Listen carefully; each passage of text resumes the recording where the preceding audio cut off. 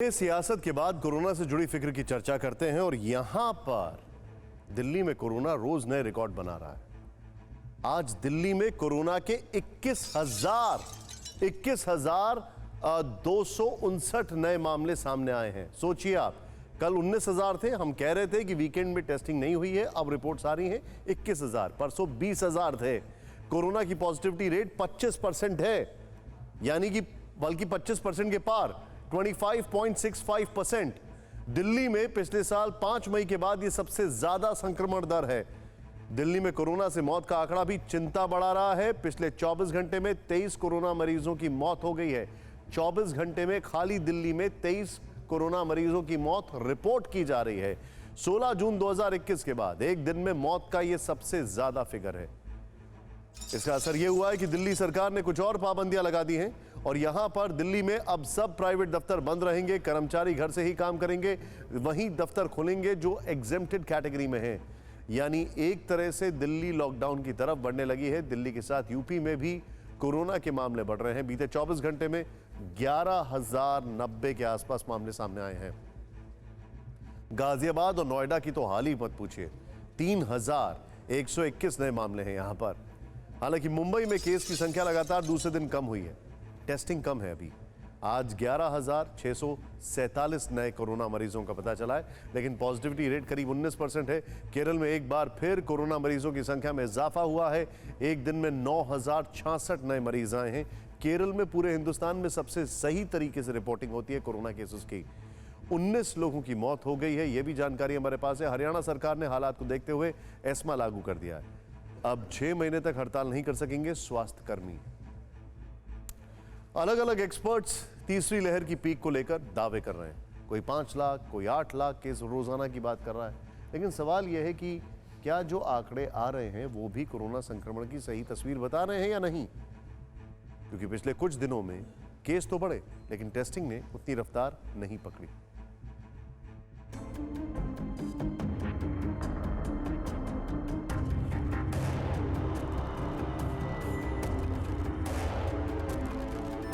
चौबीस घंटे में 1,68,063 नए केस।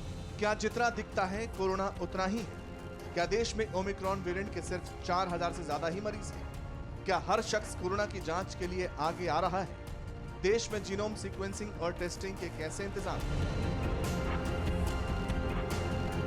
अगर इन सवालों के जवाब ठीक से समझ लेंगे तो फिर कोरोना के असली खतरे को जानने में, उसे पहचानने में और आसानी होगी। क्योंकि अब तो कोरोना हर घर पर दस्तक दे रहा है। तीसरी लहर शुरू हो चुकी है। देश में कोई ऐसा शख्स नहीं होगा जो कोरोना के डर को लेकर चिंता जाहिर न कर रहा।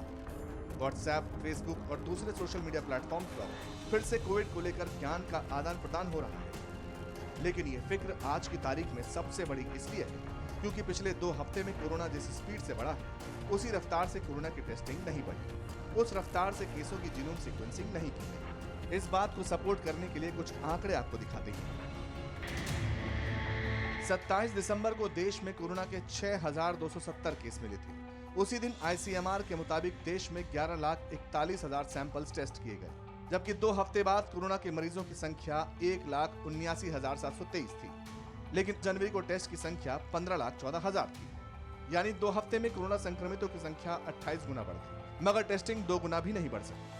अब इस फिगर को और ज्यादा डिटेल में समझते हैं। 28 दिसंबर को 11,67,000 सैंपल टेस्ट हुए, तब 9,195 मरीज कोविड पॉजिटिव थे। 29 दिसंबर को 11,99,000 सैंपल्स की जांच हुई, तब 13,194 मरीज कोरोना संक्रमित थे। 30 दिसंबर को 14,32,000 सैंपल टेस्ट किए गए, इनमें 16,764 मरीज कोरोना पॉजिटिव निकले। इसी तरह 31 दिसंबर को 11,10,000 सैंपल्स की जांच की गई, इनमें 22,775 मरीज कोरोना पॉजिटिव निकले।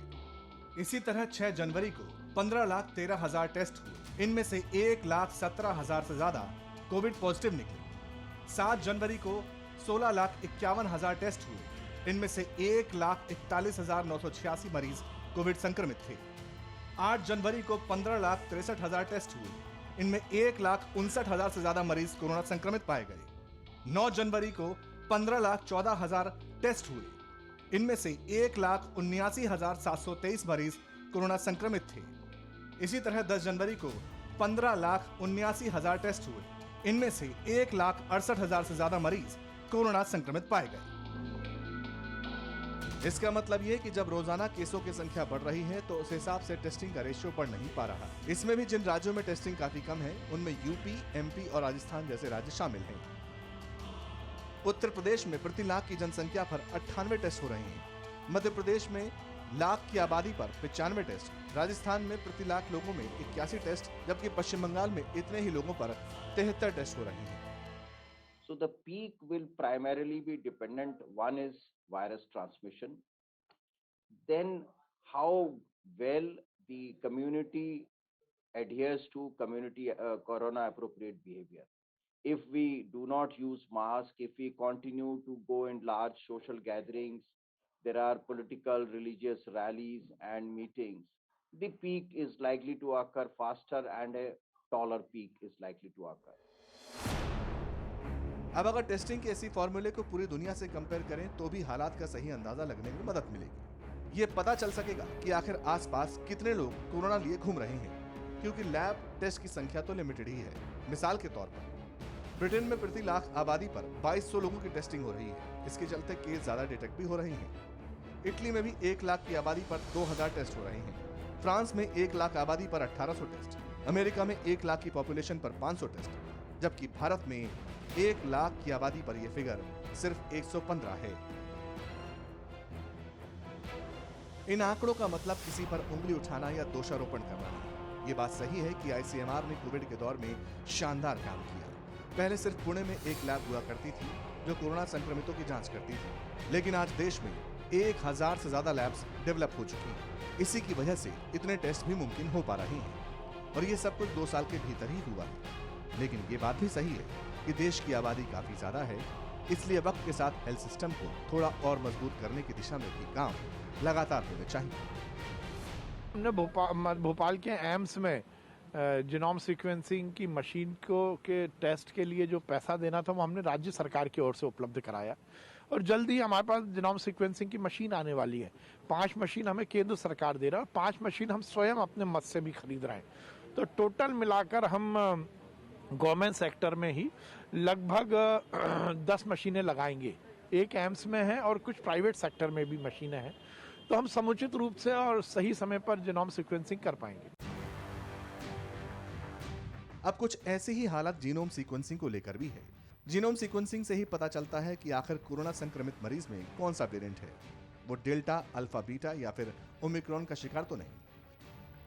और चूंकि आजकल एक्सपर्ट्स का दावा है कि देश में ओमिक्रॉन की वजह से कोरोना की तीसरी लहर आई है, खुद दिल्ली के हेल्थ मिनिस्टर ऑन रिकॉर्ड कह चुके हैं कि दिल्ली के कुल मामलों में से 80% से ज्यादा ओमिक्रॉन मरीज हैं।